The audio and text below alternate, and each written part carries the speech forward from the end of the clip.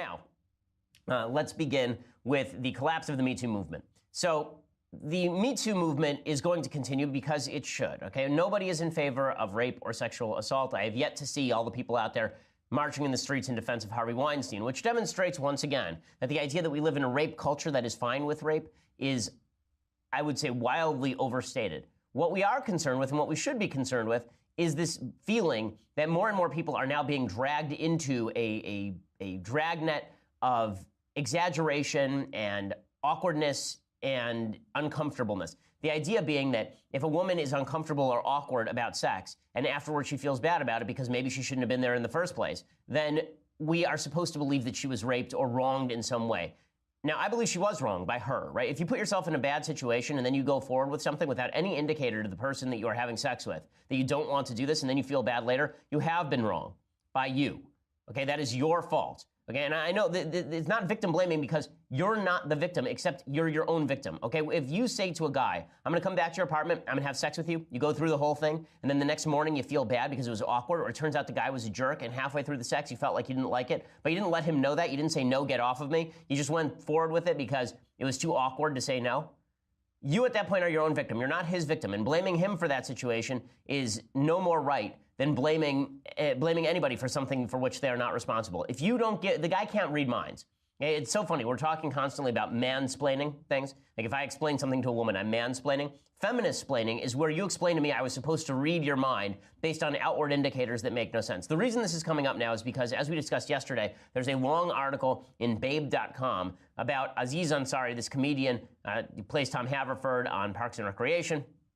And there's this long 3,000-word piece about this woman named Grace, who went back to Aziz Ansari's apartment, engaged in multiple rounds of sexual activity with him, and then as she was leaving said she felt uncomfortable and wronged, and then he said, well, I'm sorry you felt that way, and that was the end of the story. But this was treated by a bunch of feminists as actual evidence that Aziz Ansari should have his career ended, that he should be finished by this. Now, I'm glad to report that I'm not the only one who's saying this story is ridiculous. Barry Weiss over at the New York Times wrote a very good piece on this. Over at The Atlantic, there was a very good piece on this. But there are feminists who are coming out nonetheless and suggesting that Aziz Ansari should basically be put away and his career should somehow take a ding because he, a famous celebrity, invited a girl back to his apartment where she proceeded to get naked with him and then engage in several rounds of sexual activity.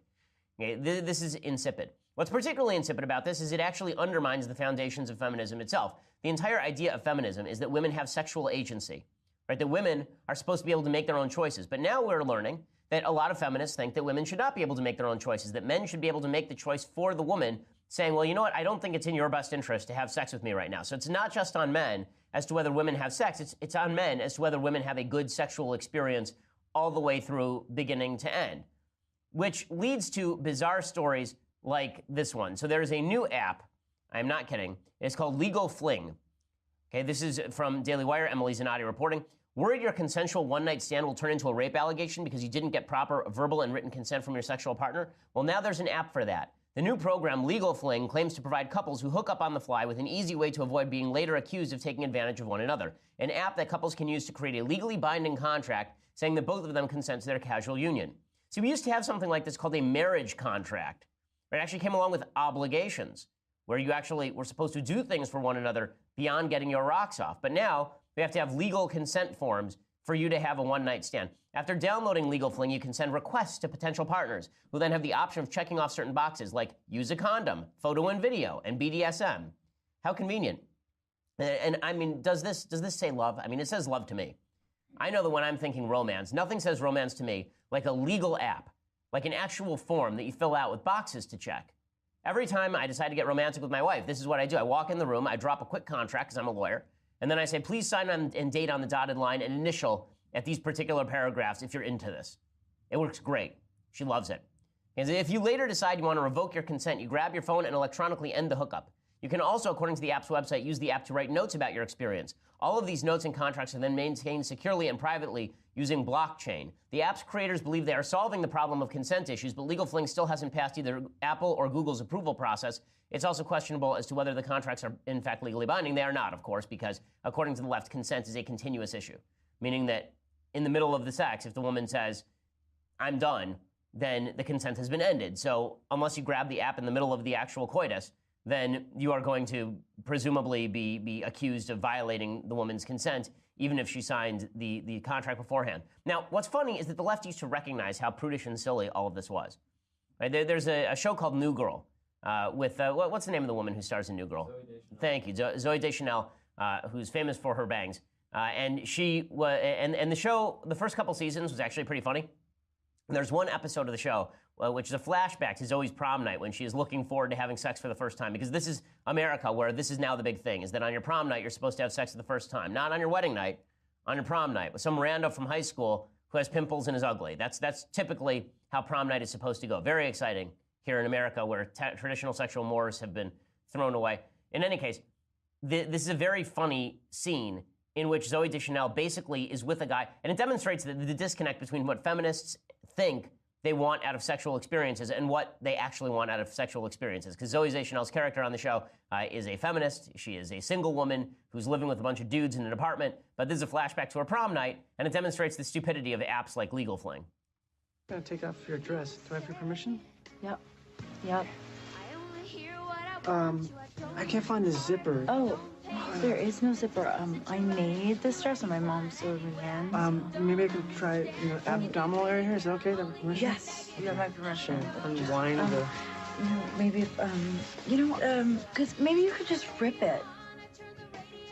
I just want to make sure you're feeling safe. No. I feel like so safe, and like I've never felt like more safe. Well, do I have your permission? Just be a man and rip it off.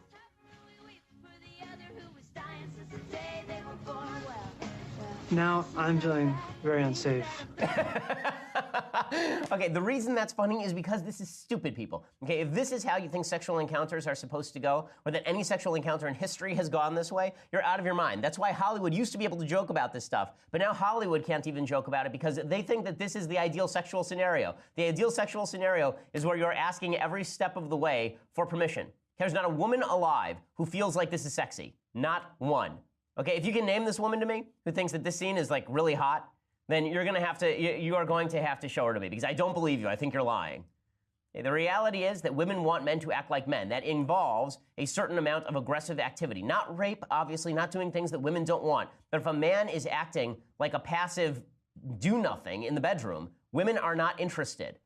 And it's just a lie. I'm sorry, it's just a lie. If you're acting like the Jeff Goldblum, not the Jeff Goldblum, the lawyer character in Jurassic Park, okay, and that's your sexual come-on strategy, it's not going anywhere. This is all fictional nonsense that was created by a culture that has refused to make any rules and now is backtracking and making new rules to fill in the rules that should have been there in the first place. Absolute stupidity. So it looks like the Me Too movement is now devolving and that it has gone wildly wrong. As evidence for this, there is a piece in a magazine called Babe. I'd never heard of it before. And it was written by a woman named Katie Way. And Katie Way details anonymous allegations by a photographer who had an awkward and terrible intimate evening with comedian Aziz Ansari. I want to explain those allegations in just a second and show you in detail why the Me Too movement is off the rails. First, I think it is necessary to quote a woman, because I don't want to mansplain this to you. First of all, I think that we need to stop with the womansplaining of men's motives. Right, the womansplaining of men's motives, this idea that women can read men's minds and they know that we're all pigs and all evil and all nasty and all terrible and all brutish and all willing to overcome their consent and that they're always in danger of rape. Don't womansplain to me my own mind, okay? I'm not going to mansplain to you your mind, but you don't get to womansplain to me my mind either, okay? We can have general views of how people should use their rationality, and I think that's perfectly fine. But to attribute motivations to men generally is no better than men attributing motivations to women generally, I think. In any case, here's Condi Rice saying, we are in danger of turning this Me Too movement into a snowflake moment for a lot of women. I think that the movement to expose these circumstances is a good thing. Let's clear the air about it. I do think we have to be a little bit careful. Let's not turn women into snowflakes. Let's not infantilize women. And what I really don't want to happen is I don't want it to get to a place that men start to think, well, maybe it's just better not to have women around. Well, and unfortunately, that's the way that it is going, because if every activity by a man can be perceived as sexual assault or sexual harassment, men will stop hiring women. They will stop working with women. This actually happened in the aftermath of the American with Disabilities Act. The idea was that if you are a workplace, you now have to install, if you have a disabled employee, you have to install ramps everywhere and all the rest of it. You can't just have an elevator or somebody help you up the stairs. You actually have to have ramps. And so the employment for Americans with disabilities actually declined, or actually went down. So that's a serious, that's a serious consequence. When she says that consent is being dumbed down, that agency is being dumbed down, this is 100% true. Now men are not only supposed to determine whether a woman wants to do something, they're supposed to decide for the woman whether she wants to do something. The case in point is this Aziz Ansari case. So let me start with this. I think Aziz Ansari is a jerk.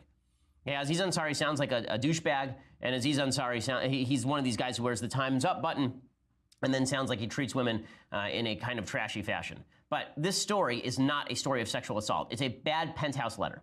That's all it is. Okay, and this was printed, and it got all sorts of play, and Aziz Ansari was essentially accused of sexual assault allegations. It's really insane. Okay, so Ansari is a nincompoop, as Matt Walsh points out, but this woman who calls herself Grace, she met Ansari at the Emmy Awards in 2017. She approaches him, he blows her off, but she ends up leaving with Ansari's number in her phone anyway, and then they go on a date, and then Ansari only offers her white wine even though she prefers red. Okay, like presumably she could have said something about it, but then he wants to get her back to his place. Okay, now at this point, if you are a person with any semblance of rationality, you're thinking the guy basically wants to rush through dinner to get me back to his apartment. What do you think is going to happen at his apartment? Is he desperate to go home and play Parcheesi? Does Aziz Ansari really want this woman to go back home with him and they're just going to play Twister, like with their clothes on? Like that's really his intent, going back? Of course not. The woman knows going back that probably some sexual interplay is going to happen there. So the two start going at it. As Matt Walsh points out, as soon as they arrive in their apartment, they take their clothes off.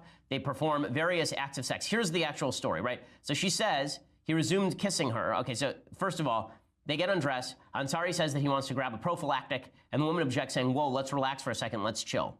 And then she continues. She says he then resumed kissing her, briefly performed certain sex acts upon her, and asked her to do the same thing to him, which she did, but not for long. Quote, it was really quick. Everything was pretty much touched and done within 10 minutes of hooking up, except for actual sex. At no point in here did she ever say, no, I'm uncomfortable with this, let's stop. And when she did, guess what? He stopped. And she accused Ansari of pulling her hand toward his genitals several times, but she never got up to leave. And every time she said no, or evidence that she didn't want to do something, he stopped. So he was persistent, but he was not physically moving her. He was not physically forcing her. When she said no, he didn't stop her. When she pulled away, he didn't stop her. But here's what she says. Throughout the course of her short time in the apartment, she says she had verbal and nonverbal cues to indicate how uncomfortable and distressed she was. Well, you could have quoted it. Did she ever say, I don't want to do this? In fact, one time she does say, I don't want to do this, and that's have full-on penetrative sex. She says, I don't want to do this, and guess what? They don't, right? The woman says, I know I was physically giving off cues I wasn't interested. Okay, this idea that you know you were physically giving off cues, unless you were actively pushing him away, the idea that you were physically giving off cues that you're not interested, men aren't good with these cues. Okay, men are not good with these physical cues. You may have thought that you were sitting there saying, no, I'm not interested. But if you are not really, to expect him to read your nonverbal cues is insane. People are bad at reading each other's cues generally. But this is particularly true when hormones are running high and you're in a room naked with each other. Right? It turns out that's a pretty big nonverbal cue to a dude that you might want to have sex. Right? If you're in a room naked with a guy, making out with him and performing certain sex acts with one another, we could call that a nonverbal cue that you might be into things.